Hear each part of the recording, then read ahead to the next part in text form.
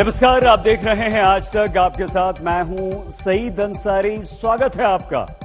रात के 10 बज रहे हैं। आप आज तक पर दस्तक देख रहे हैं और आज बात होगी उस तमाशे, उस नाटक, उस ड्रामे की राजनीति के रंगमंच पर जनता को कठपुतली समझकर जो खेल खेला जाता है उसकी।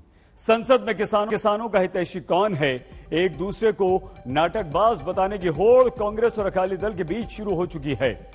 महिला सुरक्षा का हितैषी कौन, यह दिखाने के लिए दिल्ली में बच्ची से रेप के अपराध के बाद परिजनों से मिलने जब कई दल के नेता पहुंचे तो जनता ने विरोध किया और कहा कि नहीं चलेगी राजनीति। रोजगार देने का वादा सब करते हैं, लेकिन नौकरी देने के नाम पर नियमों का अड़ंगा डालकर ऐसा नाटक तमाशा किया जाता है कि हमारा युवा नौजवान चयन करके भी बेरोजगार बना दिया जाता है और बेरोजगार रहते हैं।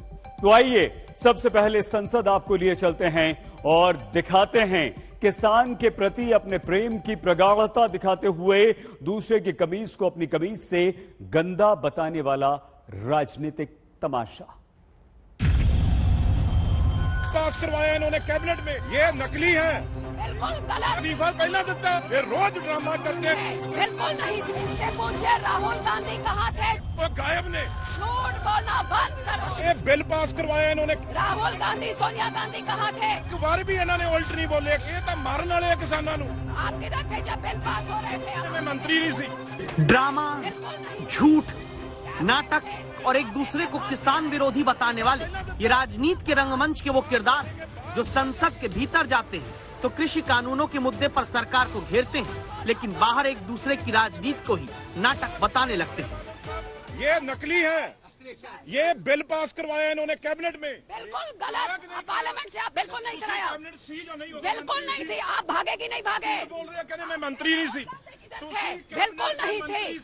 कैबिनेट से इस्तीफा दे के भाग के आए। इस्तीफा पहला देता। बाद कांग्रेस सरकार बिल के पंजाब में रद्द किया।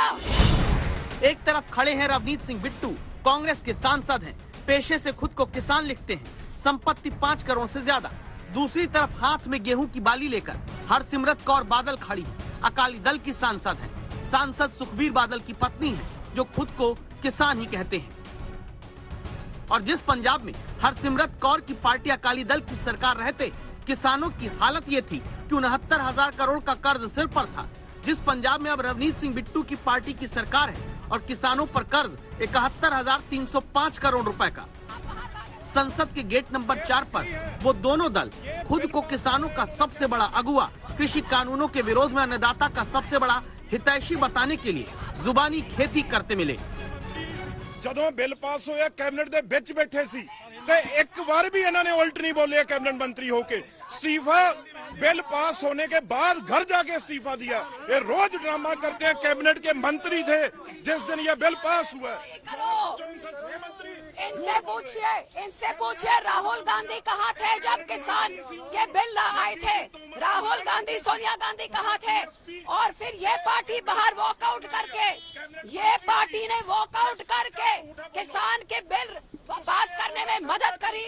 आज भी अपनी पार्टी को इकट्ठा करके, अपने पार्टी को इकट्ठा करके झूठ बोलना बंद करो। में बोलते रहे 2 महीने बड़े बादल साहब, छोटे बादल साहब, अज किथे ने 5 दिन बादल साहब हो गए। अकाली दल के प्रधान ने और गायब ने 5 दिनों का पार्लियामेंट। आप किधर थे? आप किधर थे जब बिल पास हो रहे थे? जब मंत्री आप किधर थे जब बिल पास हो रहे थे? अपनी पार्टी को तो प्यार कर ले। कैबिनेट मंत्री आज भी किसानों के साथ नहीं खड़ी है। जो मंत्री सीजा नहीं, कैबिनेट सीजा नहीं है, उरे ड्रामा कर दे आके। ਇਹ ਤਾਂ ਮਾਰਨ ਵਾਲੇ ਆ ਕਿਸਾਨਾਂ ਨੂੰ, ਇਹ ਤਾਂ ਬਿੱਲ ਪਾਸ ਕਰਾਉਣ ਵਾਲੇ ਉਰੇ ड्रामा करते हैं खड़ के पार्लियामेंट के बाहर। बिल्कुल झूठे ने। एक दूसरे को झूठा बताने की होड़ इसलिए मची है कि संसद तो चल नहीं रही, सदन में चर्चा हो नहीं रही। रोज अकाली दल की सांसद जो कृषि बिल की कैबिनेट में पास होते वक्त खुद केंद्र सरकार में मंत्री रही, बाद में संसद से बिल पास होने के बाद इस्तीफा दिया। वो हरसिमरत कौर रोज संसद के बाहर ही प्रदर्शन करती रहती है। इसी हफ्ते हेमा मालिनी को भी प्रदर्शन करती हरसिमरत कौर ने गेहूं की बाली थमा दी थी। बुधवार को भी यही हुआ। अकाली दल की हरसिमरत कौर को देख कांग्रेस के रवनीत ड्रामेबाजी बताने लगे और दोनों एक दूसरे को किसान प्रेम का नाटक बात।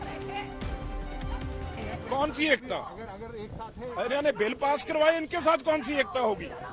आप कहाँ सुखबीर बादल इनके प्रेसिडेंट, पूछो कहाँ है पार्टी के?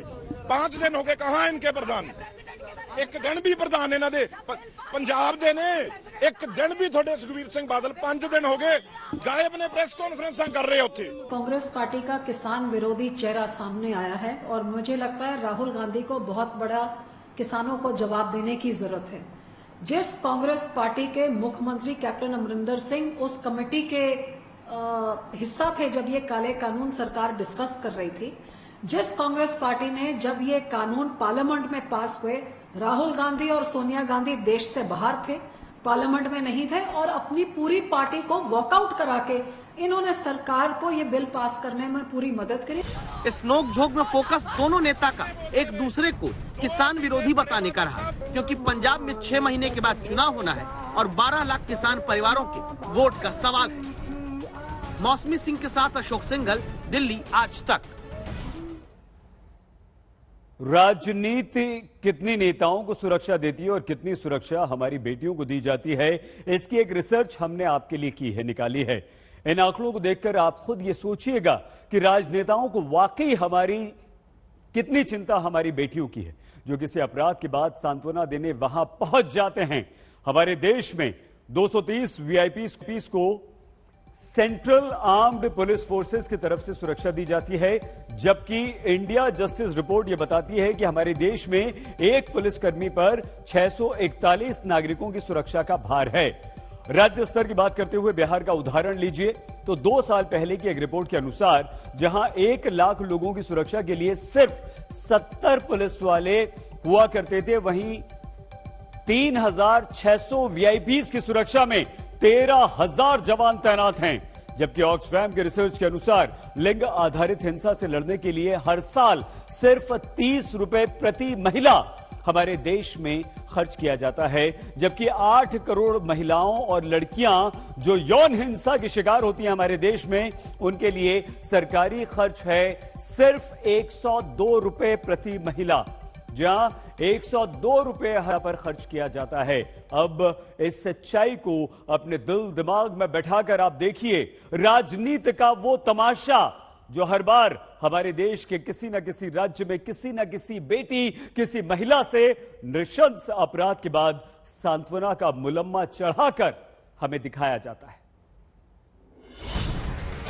कांग्रेस के पूर्व अध्यक्ष राहुल गांधी, दिल्ली के मुख्यमंत्री अरविंद केजरीवाल, दिल्ली में बीजेपी अध्यक्ष आदेश गुप्ता, महिलाओं की सुरक्षा का हितैषी खुद को बताने वाली ये उस राजनीति के 3 किरदार हैं जो दिल्ली में 9 साल की बच्ची से रेप के बाद उसे जबरन शमशान घाट में जला देने के मामले में सांत्वना देने पहुंचते हैं। लेकिन तीनों नेताओं को स्थानीय जनता का गुस्सा झेलना पड़ता है। इन नारेबाजी के बीच की बच्ची के नाम पर राजनीति मत करना। ये तस्वीरें दिल्ली के उसी शमशान घाट की हैं, जहां बच्ची से रेप का घिनौना अपराध हुआ। मां के विरोध के बावजूद आरोपी पुजारी समेत 3 अन्य लोगों ने बच्ची के शव को जला दिया और वो मां जिसकी मांग है कि दोषियों को फांसी मिले। मुझे न्याय चाहिए, मुझे मेरी बेटी का न्याय चाहिए। जल्लादों को फांसी दो, फांसी दो, जल्लादों को फांसी दो, मेरे बेटी को न्याय चाहिए, मुझे न्याय चाहिए। चारों जल्लादी को फांसी दो, फांसी दो। मृतक बच्ची की मां से मिलने राहुल गांधी आए और जब राहुल आगे जाकर इस पीड़ित मां से मिलते हैं तो वहां मौजूद जनता पीछे से आवाज लगाती है। राहुल भीड़ के बीच से पीड़ित मां को अपने साथ कार में बात करने के लिए ले जाते हैं। स्थानीय लोगों को लगता है कि ये ढांढस बंधाना नहीं, सांत्वना देने वाली सियासत है।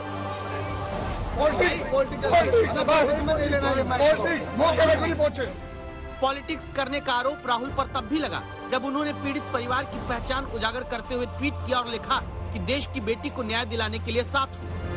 राहुल गांधी जी भी अपनी संवेदना प्रकट करने आए हैं और कोई राजनीतिक बात नहीं करनी ना है। बेटियों से होते अपराध राजनीति का रंगमंच बन जाते हैं। सबूत ये कि अपराध उत्तर प्रदेश में हो तो राजस्थान के आंकड़े बीजेपी गिनाएगी और अपराध राजस्थान में हो तो बीजेपी शासित राज्य में बेटियों की असुरक्षा कांग्रेस बताएगी। इसीलिए अपराध के बाद संवेदना जताने वाली राजनीति पर विरोध सबका दिल्ली में होता है। जो दिल्ली के मुख्यमंत्री 2013 में कांग्रेस सरकार के रहते दिल्ली में रेप की घटनाओं पर मुख्यमंत्री पर सीधा सवाल उठाते थे, वही केजरीवाल जब खुद सीएम पद की कुर्सी पर है और दिल्ली में पीड़ित परिवार से मिलने पहुंचते हैं तो जनता भी उन पर सवाल उठाती है।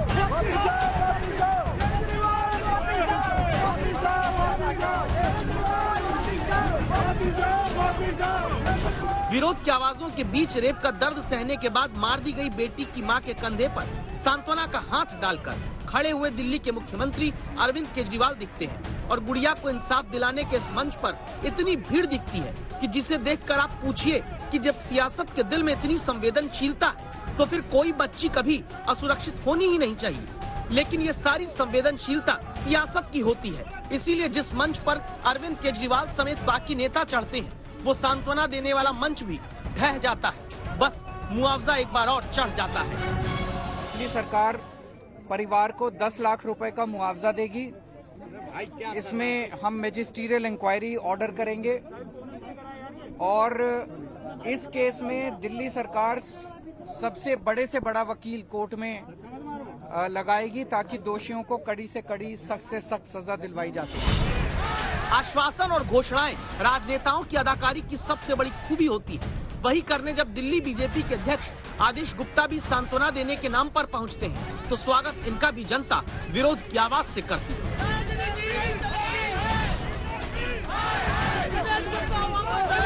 बीजेपी के दिल्ली प्रमुख भी अपनी तरफ से ऐलान कर देते हैं 15 दिन के अंदर निष्पक्ष जांच होकर फास्ट ट्रैक कोर्ट में मुकदमा चलाया जाना चाहिए, ऐसी भारतीय जनता पार्टी की डिमांड है। देश में किसी बेटी से अपराध के बाद राजनेताओं का घर पहुंचना कोई पहली बार नहीं, लेकिन ये जरूर पहली बार देखने को मिलता है कि सत्ता पक्ष हो या विरोधी, हर दल के नेता का विरोध जनता ने किया है। क्या इसलिए क्योंकि अब सांत्वना के नाम पर राजनीति का नाटक आम आदमी समझने लगा है। अरविंद ओझा, दिल्ली आज तक। हमारी अगली दस्तक है रोजगार के नाम पर तमाशा करने वाली राजनीति पर। पहले हम आपको एक जानकारी दे देते हैं।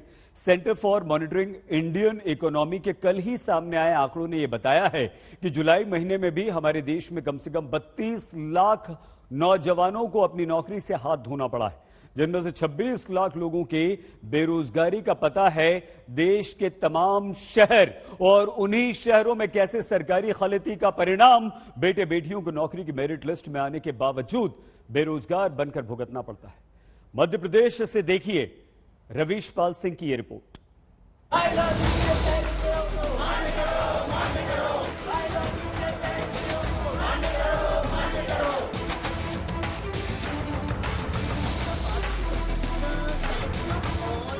हमारा सत्यापन के लिए भी नाम आया, डेट आ गया, हम गए, तब पता चला कि हमें रिजेक्ट कर रहे हैं। मेरी सफलता जो है वो अंधकार में दिखती है।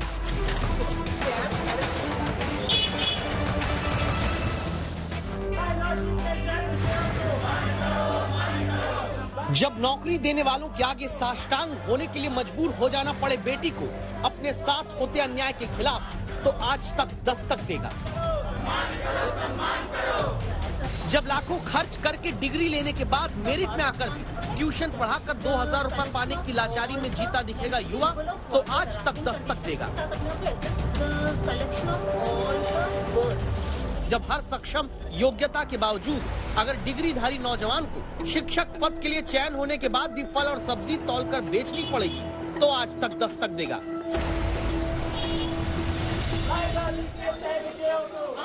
ये लोग कौन हैं? देखिए, मध्य प्रदेश की राजधानी भोपाल में शिक्षा विभाग के दफ्तर के सामने रोज चयन के बावजूद खारिज कर दिए गए, बेरोजगार बना दिए जा रहे युवाओं को, जो जमीन पर साष्टांग होकर, जमीन पर हाथ जोड़कर लेटकर अपनी योग्यता के मुताबिक नौकरी का अधिकार मांगते हैं।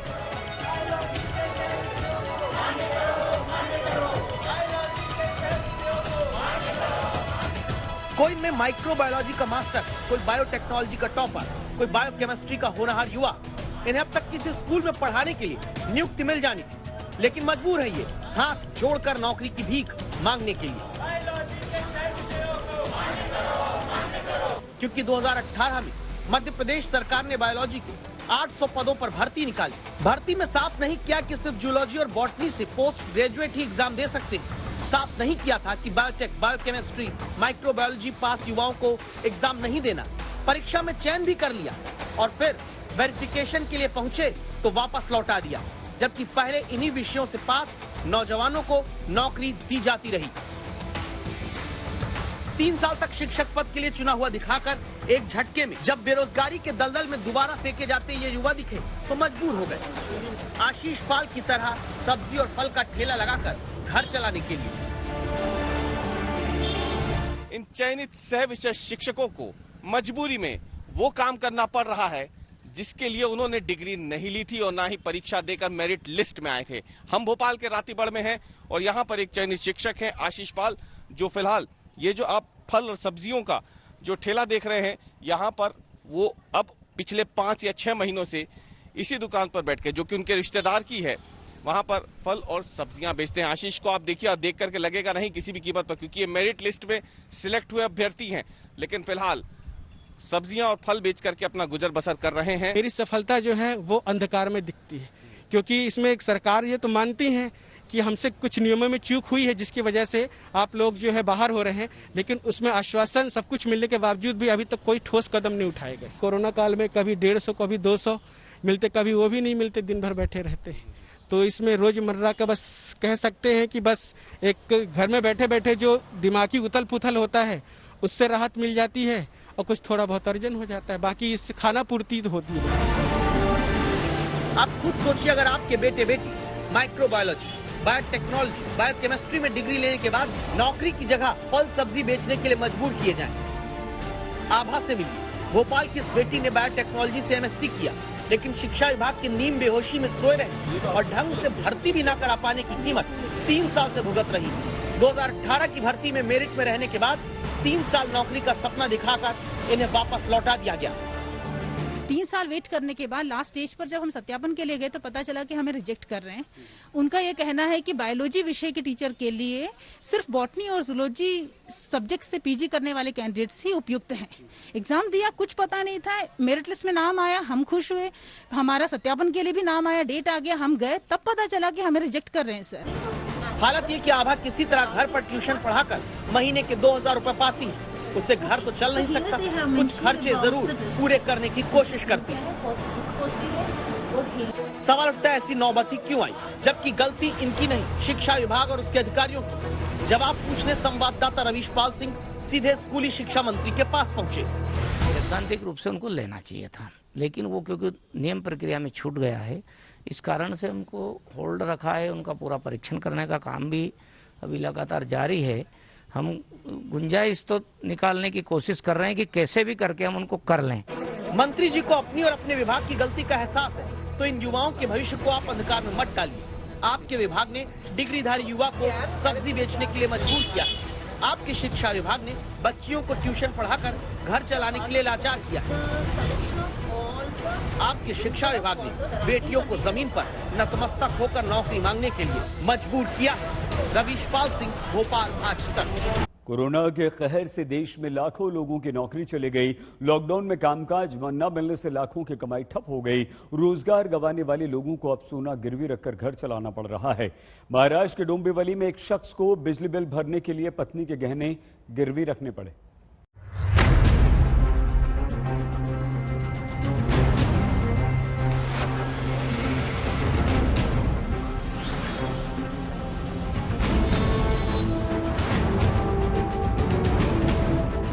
मुंबई के करीब डोंबिवली में रहने वाले ये हैं रोहन गायकवाड़।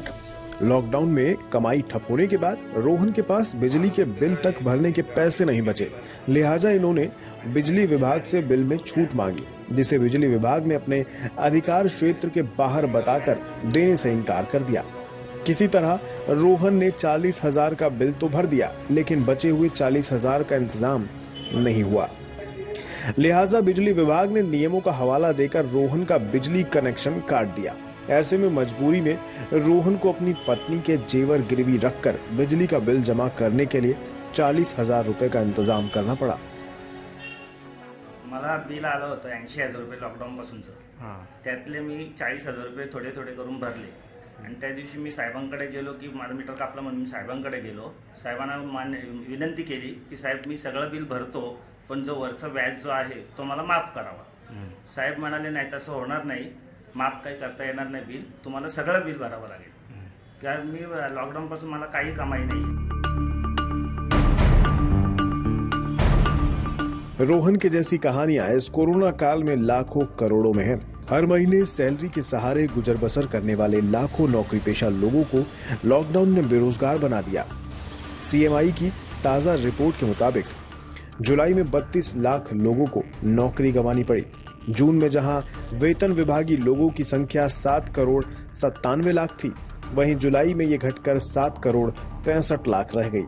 26 लाख जॉब शहरी इलाकों में जबकि 6 लाख नौकरियां ग्रामीण इलाकों में घटने का दावा किया गया है। ऐसे में मौजूदा माहौल में नई नौकरियां खोजना और महंगाई के बीच घर चलाना आम आदमी के लिए बड़ी मुसीबत बन गया है।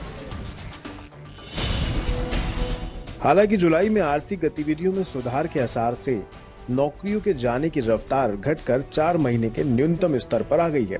जून में जहां नौकरियां जाने की स्पीड 9.17% थी, वहीं जुलाई में ये घटकर 6.95% रह गई। लेकिन शहरी बेरोजगारी दर अभी भी 8% के ऊपर है, जबकि ग्रामीण बेरोजगारी दर घटकर 6.3% हो गई है। यानी सुधार तो हो रहा है, लेकिन हालात अभी पूरी तरह से कंट्रोल में नहीं है। कोरोना के चलते 1 साल में लोगों ने सोना गिरवी रखकर घर खर्च चलाने के लिए 62,000 करोड़ का रिकॉर्ड गोल्ड लोन लिया है। ऐसे में उम्मीद यही है कि रोहन जैसी मुश्किलों का सामना करने वालों का बुरा दौर अब जल्द ही खत्म हो जाए। ब्यूरो रिपोर्ट, आज तक। कल 5 अगस्त है। पिछले 2 सालों से 5 अगस्त को मोदी सरकार ऐतिहासिक फैसले लेती है। साल 2019 में दोबारा प्रधानमंत्री बनने के चंद ही महीनों के अंदर नरेंद्र मोदी ने जम्मू कश्मीर को विशेष राज्य का दर्जा देने वाला अनुच्छेद 370 खत्म कर दिया था। पिछले साल 5 अगस्त को प्रधानमंत्री नरेंद्र मोदी ने अयोध्या में श्री राम मंदिर का शिलान्यास कर दिया था। अब सवाल यह है कि इस बार 5 अगस्त को यानी कि कल क्या होगा? क्या मोदी सरकार एक बार फिर से अपने विरोधियों और देश को चौंका देगी, या फिर इस बार 5 अगस्त को बड़े बड़े और ऐतिहासिक फैसले लेने का सिलसिला थम जाएगा? 5 अगस्त वो तारीख है जिस दिन मोदी सरकार बीजेपी के एजेंडे को साकार करती है। पूरे देश ने एक ऐतिहासिक फैसला लिया है। जो सपना अटल जी और करोड़ों देशभक्तों का था, वो सपना अब पूरा हुआ है। जम्मू कश्मीर और लद्दाख में एक नए युग की शुरुआत हुई। 5 अगस्त वो तारीख है जब मोदी सरकार ने अनुच्छेद 370 को हटाकर अपना वादा पूरा किया। 70 साल से एक और बड़ा चैलेंज था, जिसे कुछ दिन पहले भारत ने फेयरवेल दे दिया है। ये विषय है आर्टिकल 370 का। भारत अपने यहां जो कर रहा है, उससे कुछ ऐसे लोगों को भी दिक्कत हो रही है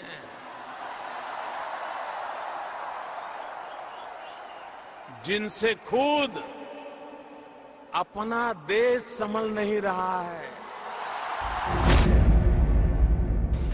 5 अगस्त वो तारीख है जब प्रधानमंत्री मोदी ने राम मंदिर के सपने की बुनियाद रखी।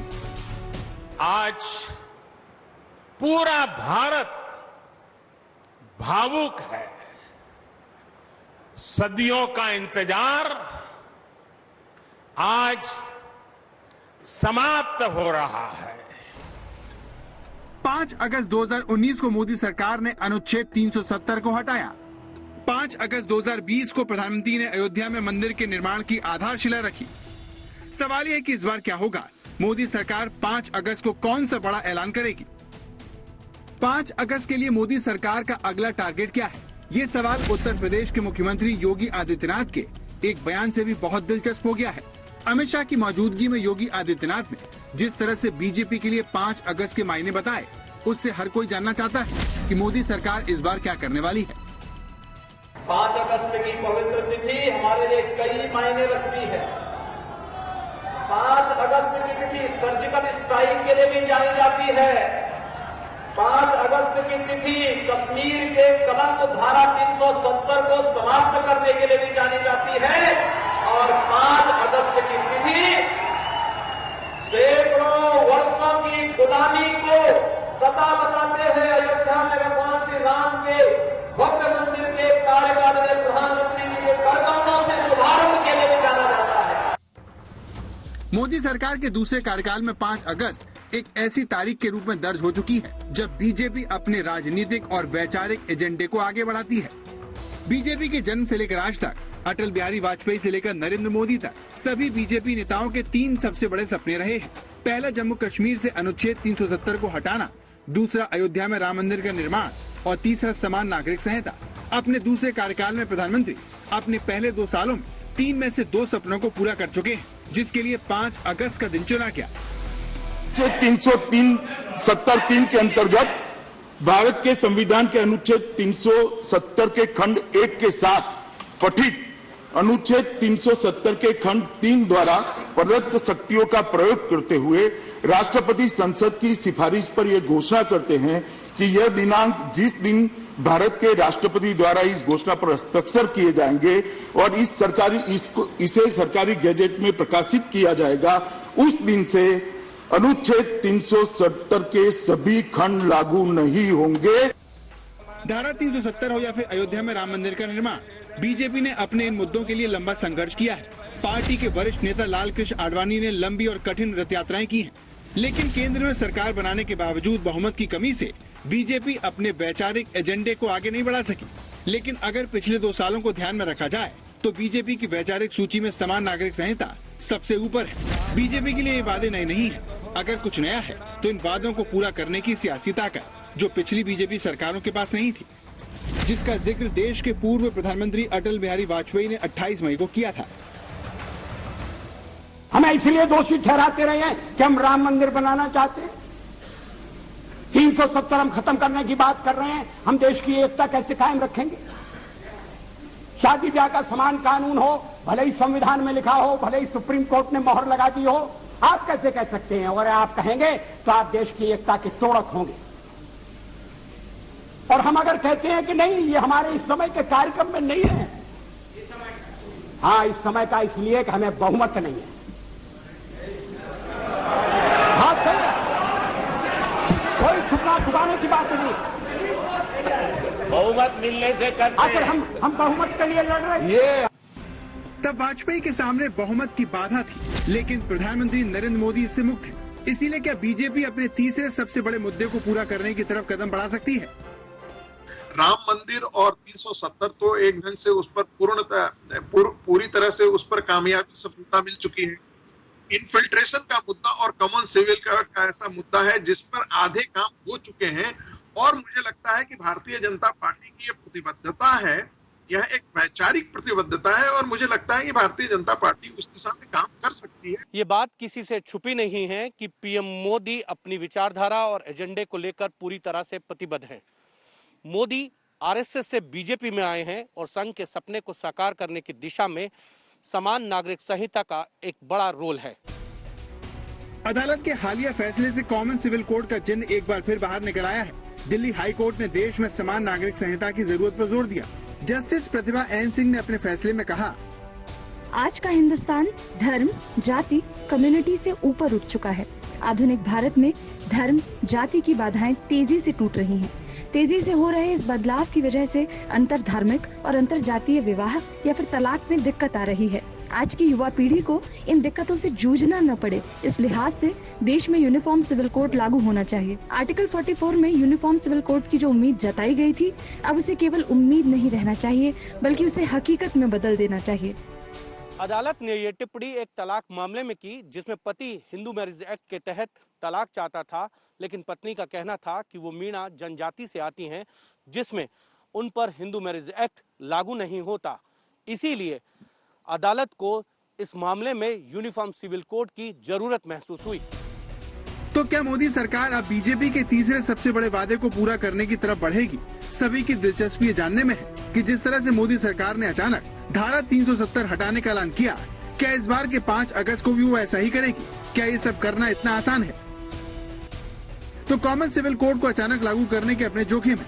वैसे प्रधानमंत्री मोदी इस बार के 5 अगस्त को कौन सा बड़ा काम करने वाले हैं, इस बारे में यूपी के सीएम योगी पहले ही सबको बता चुके हैं।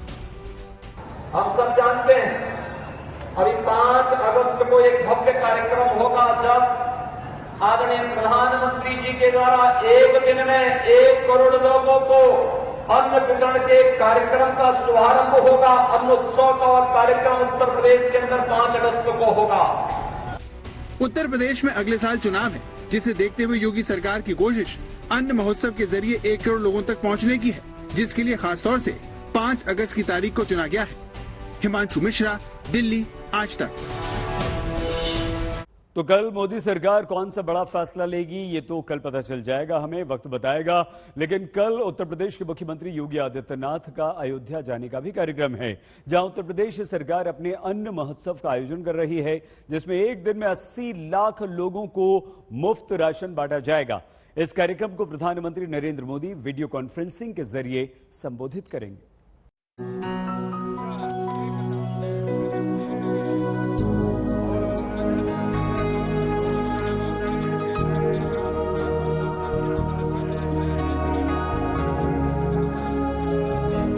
पिछले साल 5 अगस्त को प्रधानमंत्री नरेंद्र मोदी ने अयोध्या जाकर राम मंदिर का शिलान्यास किया था।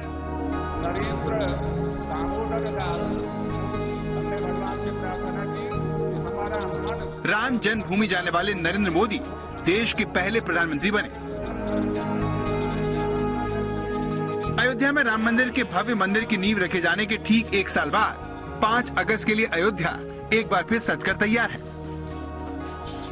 इस बार प्रधानमंत्री तो अयोध्या नहीं आ रहे, लेकिन उत्तर प्रदेश के मुख्यमंत्री योगी आदित्यनाथ 26वीं बार राम की नगरी का दौरा करने वाले हैं।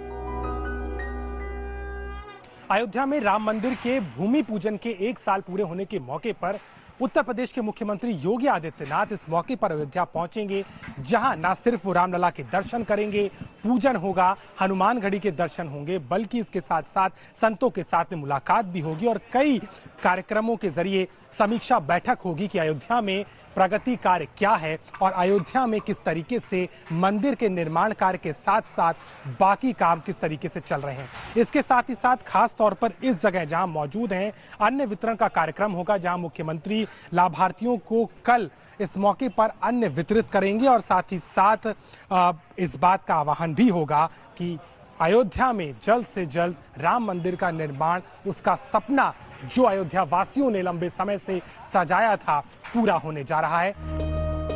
योगी आदित्यनाथ 3 घंटों तक अयोध्या में रहेंगे। दोपहर 12 बजे राम कथा पार्क में बनाए गए हेलीपैड पर वो पहुंचेंगे। 12:15 बजे से अगले 2 घंटे तक वासुदेव घाट पर राशन वितरण कार्यक्रम में वो मौजूद रहेंगे। 2:15 बजे वो राम जन्मभूमि के दर्शन करेंगे। 2:30 बजे यात्री निवास में संत महंतों से मुलाकात वो कर सकते हैं और 3 बजे वो वापस लखनऊ लौट जाएंगे। लोगों को जो ये रामलला के पक्ष में जो आदेश हो गया है, इससे वो लोग बहुत प्रसन्न हुए और लोगों के राम भक्तों को बहुत हर्ष है और यह मंदिर भी अपनी तीव्र गति से बन रहा है। जो यहाँ के ट्रस्टियों ने बताया है कि 23 तक पहला भाग जो है वो बन के तैयार हो जाएगा और रामलला का भी स्थापित हो जाएगा। अयोध्या में राम मंदिर के भूमि पूजन की पहली सालगिरह पर विशेष अनुष्ठान रखा गया है। इस मौके पर रामलला का विशेष श्रृंगार और पूजा अर्चना की जानी है। दस्तक में आज के लिए बस इतना ही। आप प्लीज अपना बहुत ख्याल रखिएगा। देखते रहिए आज तक।